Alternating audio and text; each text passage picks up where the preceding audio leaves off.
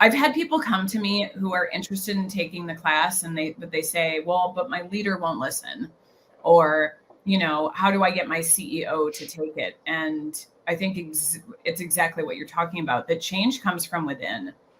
Change comes from a place. It doesn't matter where you are in the organization. It really doesn't, because once people start noticing a difference, they say, wow, what's that person doing differently? How can I get some of that? And then that becomes a bigger conversation.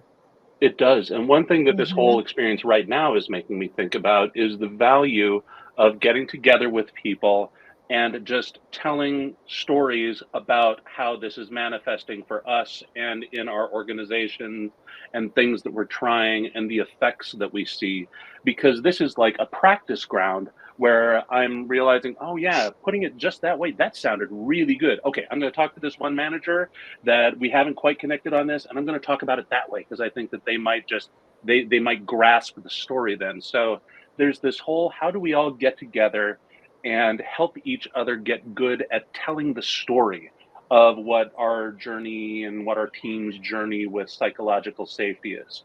Tell the story, get everyone's imagination engaged, and then it just again has that capability to just accelerate and spread.